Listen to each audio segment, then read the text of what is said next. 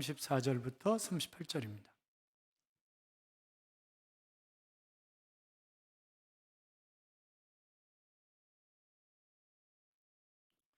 교도하겠습니다. 34절 제가 있습니다.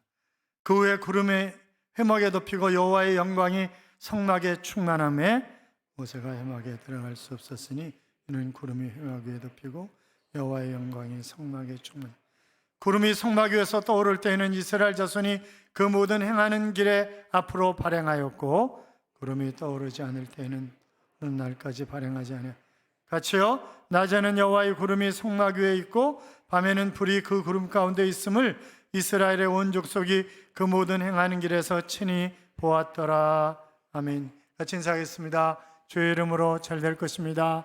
더 잘 될 것입니다. 끝없이 잘 될 것입니다. 아멘. 예배 자리에 함께 하신 여러분, 하나님께서 이 한 주간 동행하심으로 잘 되는 행복한 한 주간의 삶이 될 줄로 믿습니다. 1988년 뉴욕에서 마라톤 대회가 열렸습니다. 그때 전 미국 사람과 레이건 대통령의 특별한 사랑을 받았던 린다 다운이라고 하는 여사가 있습니다. 그는 태어날 때부터 장애인이었습니다. 목발을 짚고 다닙니다. 걷지 못합니다. 걷지 못하니까 뭐 뛰지 못하는 건 더 말할 필요도 없는 거죠. 그런데 이 1988년 뉴욕 마라톤 대회에 이 여인이 출전을 한 것입니다. 피나는 연습을 해가지고 11시간 만에 42.195km를 주파했습니다. 사람들이 전부 기다리면서 뜨거운 박수를. 대통령이 전화를 합니다. 장하다, 장하다. 당신이야말로 진짜 미국 시민이다. 그랬더니 이 린다 다운이 카카, 제게는 강한 의지력과 인내를 주신 하나님이 계시기 때문에 저는 너무 감사합니다. 그 말에 미국 모든 시민들이 울컥했다고 하잖아요. 사랑하는 여러분, 집에서도 마찬가지죠. 늘 원망하고 불평하는 마누라가 이쁩니까? 아니면 여보 고마워, 나 당신 나하고 살아줘서 너무 감사하다고 이렇게 얘기하는 마누라가 이쁩니까? 그렇잖아요. 자녀도 마찬가지예요. 자녀도 마찬가지고 마찬가지 아니겠어요? 사랑하는 여러분, 이 한 주간 감사가 넘치는 한 주간의 삶이 되시기 바랍니다. 옆에 사람과 다시 한번 인사해요. 감사해요. 함께 있어서 너무나 행복해요. 이번 주간 우리 잘 될 거예요. 아니, 4층은 왜 움베로 또 이러고 가만히 계시는 거예요?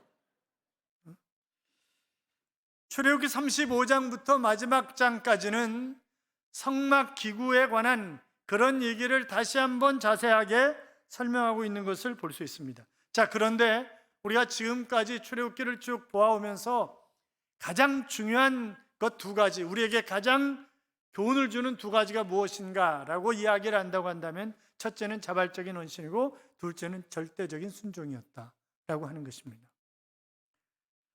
출애굽기 35장 29절에 보시면, 마음에 자원하는 남녀는 누구나 여호와께서 모세의 손을 빌어 명령하신 모든 것을 만들기 위하여 물품을 드렸으니 이것이 이스라엘 자손이 여호와께 자원하여 드린 예물이니라 그랬습니다. 또 이런 기록도 있죠. 36장 4절 이하에 보면, 성소의 모든 일을 아는 지혜로운 자들이 각기 하는 일을 중지하고 와서 모세에게 말하여 이르되, 백성이 너무 많이 가져오므로 여호와께서 명령하신 일에 쓰기에 남음이 있나이다. 모세가 명령을 내리매 그들이 진중에 공포하여 이르되, 남녀를 막론하고 성소에 드릴 예물을 다시 만들지 말라 하매 백성이 가져오기를 그치니 있는 재료가 모든 일을 하기에 넉넉하여 남음이 있었더라. 여러분, 얼마나 아름다운 헌신이에요. 그러니까 한국 교회가 건축된 것과 너무나 다른 그런 모습이잖아요. 우리 교회 처음 나오신 분들 말고 교회 생활을 오래전부터 하신 분들, 그 교회가 건축을 했으면 어떻게 건축을 했는지 잘 아실 거예요. 건축을 하기 전에 헌금을 잘 긁어내는 부흥사를 초청을 합니다. 그래가지고 부흥회를 열어요. 그리고 부흥 띄워서 헌금 작정을 합니다. 그렇게 늘 하셨죠? 옛날 교회 다니실 때? 저는 개척을 하면서 나는 목회를 안 하면 안 했지 그렇게는 안 한다, 그렇게 결단을 했습니다. 1988년 10월 말에 30평을 5천만 원에 80만 원 주고 세를 얻었어요. 그리고 교회가 성장하면서 120평 상가를 분양을 받았습니다. 전부 다 돈 꽂아 산 겁니다. 그것도. 그리고 이제 그게 92년인가 그랬을 거예요.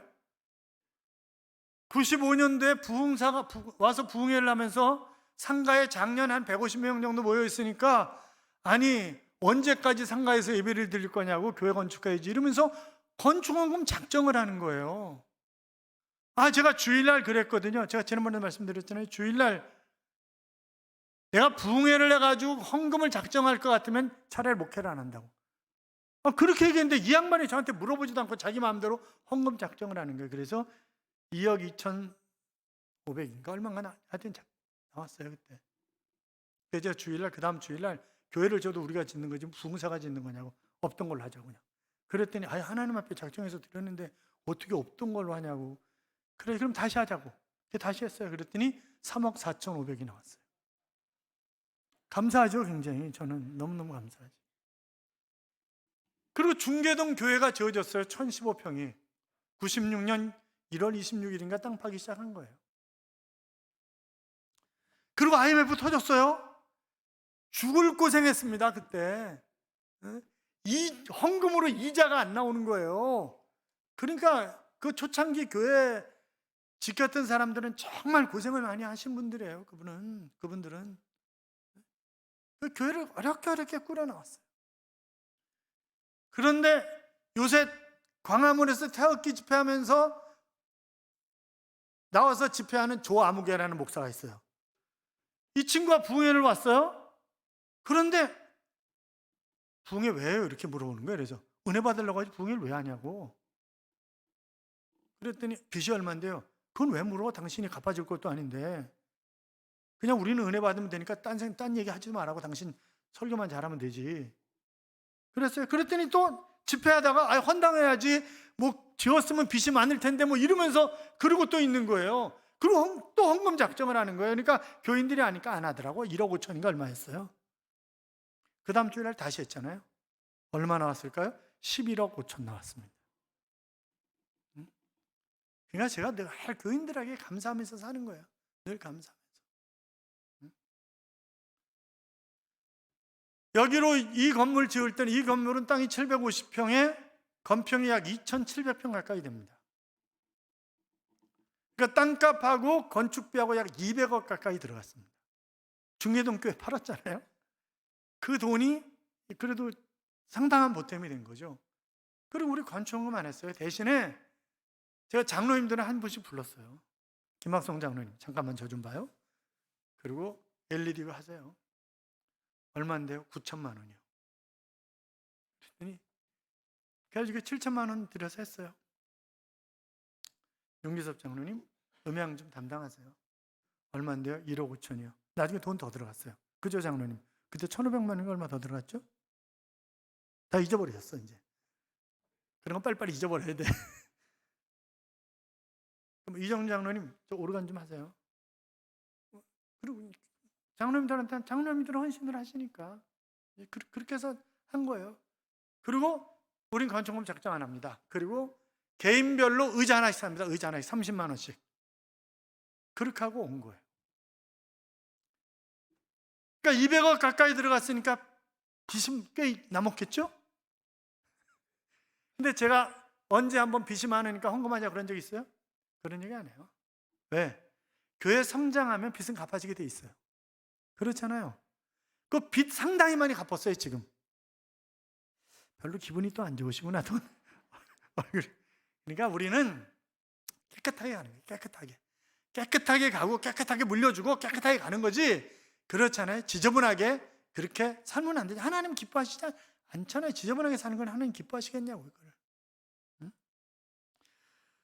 여러분이 헌신하지 않으면 성전이 건축될 수 없습니다. 제발 헌신하십시오. 그런 게 아니잖아요. 지금 여기 보면 이들이 감동이 된 거예요. 그러니까 내부에서 감동이 돼가지고 각 지파의 족장을 위시한 사람들이 전부 다 자기 거 들고 나오는 거예요. 너무 많이 가지고 나가지고 제발 그만 가지고 나오세요. 너무 많아서 물건을 어떻게 할 수가 없어요. 그만 가지고 나오세요. 얼마나 은혜가 되겠어요. 여러분 내부 사람들이 좋아요. 우리도 똘똘 뭉쳐서 하나 돼가지고 서로 섬기고 이래야 되는 거예요. 근데 정치하는 사람들 봐요. 우리도 지금 두 사람 앉아있지만 정치하는 사람들 좀 봐요. 그 내부 고발 때문에 문제가, 대장동도 국민의힘이 더불어민주당 이재명이가 해먹었다 이렇게 얘기한 게 아니잖아요. 자기네들끼리 경선하면서 대장동 저기서 엄청난 것을 해먹었다 이렇게 얘기해가지고 그게 터진 거잖아요 지금. 근데 요새는 또 국민의힘은 무슨 김기현인가 누가 울산 땅 이것 때문에 또 그거 아니다, 천배다 아니다 그 말이 되냐, 네가 팔아먹어라 이러고 하여튼 지금 재미나게 싸우고 있잖아요. 그게 내부 고발이라고. 다 내부 고발. 이게 그러니까 내부가 하나 돼 있으면, 집도 마찬가지예요. 집이 가족들이 똘똘 뭉쳐 하나 돼 있으면 그 가족이 행복하게 살아갈 수 있지만, 가족들이 풍지박산이 나면 그 집은 어려운 거 아니겠어요? 사는 것 자체가. 그렇잖아요. 그러니까 우리가 하나 되자고요. 알았죠? 똘똘 뭉쳐서 서로 사랑하고 웃고 끌고 밀고 당기고 이러면서 함께 가는 거예요. 우리는. 그렇잖아요? 여러분, 동해 해변에 구객교회라고 있습니다. 교회가 너무 낡아가지고 시골 교회니까 돈도 없고, 그러니까 어떻게 비가 새는데 수리를 할 수가 없는 거예요. 그런데 교회를 끔찍히 더 사랑하는 어부인 김상태 집사님이라는 분이 계셨습니다. 이분이, 하나님 고기 좀 많이 잡게 해주세요. 그래서 비 새지 않도록 수리할 수 있도록 해주세요. 그리고 12월 23일 날 목사님한테 안수기도를 받고 바다에 나갔습니다. 그런데 김상태 집사님이 쳐놓은 그물에 2730마리의 방어가 들어온 거예요. 한 마리당 10kg짜리가. 그때 10kg짜리 도매가가 16만 9천 원이었어요. 빨리 곱하기 해봐요. 16만 9천 원 곱하기 2730마리 4억이야. 4억 한 방에. 근데 옆에 주변에 있던 그물에는 한 마리도 안 들어온 거예요. 고기가. 김상태 집사님 그물에만 들어온 거예요. 그거 다 헌금한 거예요. 왜? 자기가 교회 수리하겠다고 하나님 봐달라고 그런 거잖아요. 그리고 1월 3일인가 다시 또 나갔어요. 그런데 이번엔 그물에 밍크고래가 걸려 있는 거예요. 기분이 또 별로 안 좋으시구나. 또 어마어마하게 비싼 거지 그것도. 그래가지고 교회를 수리하는 게 아니라 교회를 다시 지었습니다. 할렐루야. 그러니까 이게 지금 김상태 집사님 잘 살고 계세요. 하나님 복을 주셔서. 그러니까 우리가 자원해서 헌신하면 하나님은 빚지고는 못 사시는 분인데 그분이 그냥 놔두시겠냐고요. 그렇잖아요. 그러니까 복 있는 삶을 우리가 살아갈 수 있는 거죠. 39장 42절 이하에 보면, 여호와께서 모세에게 명령하신 대로 이스라엘 자손이 모든 역사를 마침에 모세가 그 마친 모든 것을 본즉 여호와께서 명령하신 대로 되었으므로 모세가 그들에게 축복하였더라 그랬습니다. 자, 모든 역사에 대해서 아주 자세한 지시를 하나님이 내리셨습니다. 설계도는 누가 만드셨어요? 하나님이 만드셨습니다. 핀 하나, 고리 하나, 갈고리 하나, 정확하게 크기는 어떻게, 어느 곳에 비치할 것, 모든 것을 다 하나님이 지시하신 것입니다. 그리고 여호와께서 명하신 대로 다 준행하였더라. 그런 거잖아요. 그들은 절대적, 그 다 준행했다라고 하는 얘기가 수없이 나온다고 말씀을 드렸잖아요. 그러니까 절대적으로 그들이 순종하는 것입니다. 하나님이 보여주신 대로 한 거예요. 그 이상도 그 이하도 아니었습니다. 여러분, 이것이 우리 교회도 마찬가지예요. 하나님이 우리에게 요구하시는 대로 하면 교회가 복을 받는 거예요. 그런데 자꾸 담임 목사도 그렇고 교회 중직들도 그렇고 인간적인 생각을 자꾸 굴리면, 잔머리 굴리면, 그러면 안 되는 거예요. 그 교회는. 그건 하나님 복을 못 받는 거예요. 그러니까 그냥 우리 엎드려 기도하고 하나님이 원하시면 원하시는 대로 가는 거고, 그러니까 안디옥 교회가 자기들의 담임 목사, 부목사를 선교사로 파송한 거잖아요. 왜? 성령이 원하시니까.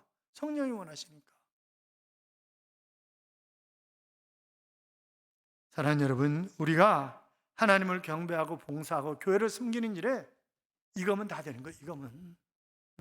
성경이면 다 되지, 거기에 인간적인 경험, 지식 이런 것들이 약간 필요한지 모르겠지만, 그러나 그것이 주는 아니라고요. 이게 텍스트예요. 이것이 항상 이것이.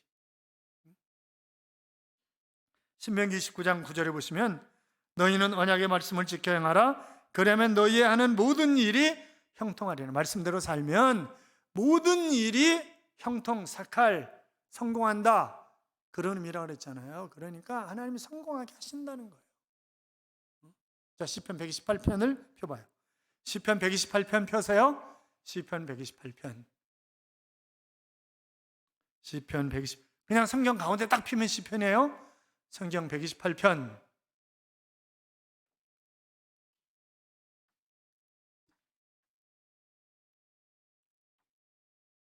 1절부터 같이 읽겠습니다. 여호와를 경외하며 그의 길을 걷는 자마다 복이 있도다. 내가 내 손이 수고한 대로 먹을 것이라. 내가 복되고 형통하리로다. 내 집 안방에 있는 내 아내는 결실한 포도나무 같으며 내 식탁에 둘러앉은 자식들은 어린 감람나무 같으리로다. 여호와를 경외하는 자는 이같이 복을 얻으리라. 여호와께서 시온에서 내게 복을 주실지어다. 너는 평생에 예루살렘의 번영을 보며 내 자식의 자식을 볼지어다. 이스라엘에 평강이 있을지어다. 아멘. 자, 경외하며 라고 하는 말은 첫째는 두렵고 떨림으로 섬긴다 라고 하는 그런 의미가 있고, 둘째는 예배가 좋다 라고 하는 그런 원어적 의미가 있습니다. 그의 길을 걷는 자마다, 말씀대로 살아가는 자마다 복이 있다. 어떤 복이?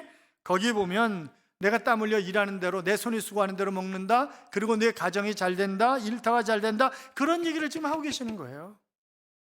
그러니까 내가 예배의 성공자로 살고 말씀하시는 대로 순종하며 살면 나도, 내 사업도, 내 가정도 다 잘 된다, 그런 말입니다. 여러분, 누가복음 5장 5절 이하에 보면 베드로가 밤새도록 고기를 잡았습니다. 한 마리도 잡지 못하는 기적이 일어났습니다. 주님이 새벽녘에 깊은 곳에 가서 그물을 던지라고 얘기를 하십니다. 그런데 물고기는 새벽에 깊은 곳에 있는 게 아니라잖아요. 물가에 있는 거지. 그런데 깊은 곳에 가서 그물을 던지라는 거예요. 자, 예수님의 종목은 뭐예요? 목수. 베드로는 뭐예요? 어부. 그런데 목수가 어부한테 깊은 곳에 가서 그물을 내리라는 거예요. 그랬더니 베드로가 이제 그런 얘기예요. 그냥 쉽게 얘기하면 말도 안 되는 얘기지만, 그러나 그렇게 말씀하시니까 제가 순종하리이다. 그러고 가서 순종하는 거예요. 그랬더니 그물이 찢어질 정도로 고기가 많이 잡혔더라. 할렐루야. 그러니까 순종하는 자에게, 그러니까 우리가 하나님의 말씀에 순종하면서 살면 어떤 복을 주시냐? 그물이 찢어질 정도로 하나님이 우리에게 복을 주신다고 하는 것입니다. 미국의 조지 워싱턴 트루엣이라고 하는 목사님은 하나님의 뜻대로 하는 것이 최고의 성공이다 하는 그런 얘기를 했어요. 여러분, 우리의 인생을 하나님 앞에 맡기자고요. 빛의 천사로 불리는 헬린 켈러는 일이 잘 되고 무사할 때에도 성경에서 갈 길을 찾아야 하고, 상황이 곤란하고 어려울 때에도 성경에서 갈 길을 구해야 한다 하는 그런, 그러니까 좋은 일이 있을 때나 나쁜 일이 있을 때나 답은 뭐다? 답은 성경이다. 헬린 켈러는 이제 그런 얘기를 한 거예요. 로스앤젤레스, 이 LA에서 한 유대인 노파가 성경을 읽는 거예요. 기도하고 성경 읽고, 그러다가 따분하면 밖에 나와가지고 길 걸어다니면서 중얼중얼거리고 그러는 거예요. 어느 날도 그냥 낮에 나와가지고 이렇게 중얼중얼거리면서 걸으니까, 하여튼 할머니 뭐 하세요 지금? 그러니까 나 기도해요. 나 눈 뜨고 기도하는 거예요. 뭔 하시는데요? 이 지역 전체를 우리 유대인들에게 달라고 기도해요. 그렇게 얘기를 해요. 여호수아 1장에 보니까 발바닥으로 밟는 것을 다 주신다 그래서 내가 지금 열심히 밟고 있는 거예요. 그렇게 얘기를 하더라는 거예요.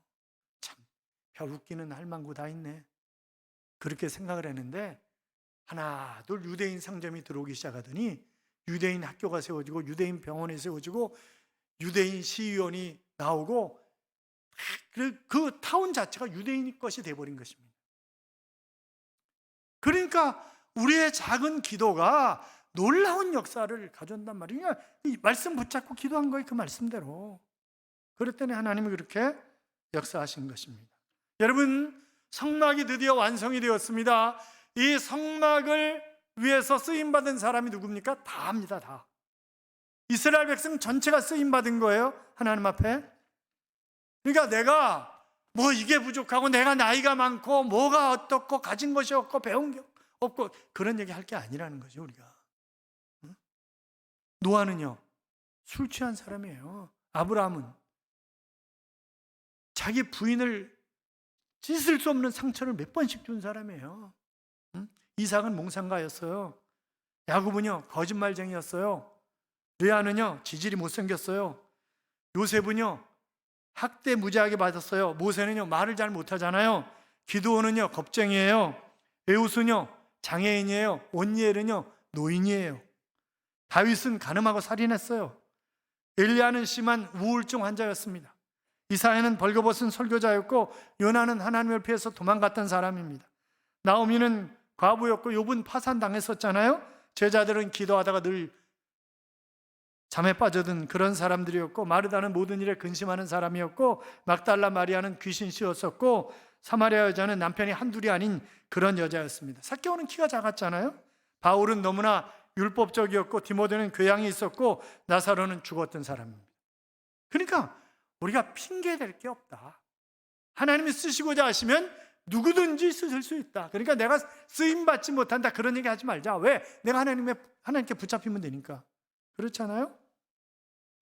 사랑하는 여러분, 그럼에도 불구하고, 장애인이었음에도 불구하고, 가난했음에도 불구하고, 그러니까 그럼에도 불구하고 이것이 하나님의 방법이에요.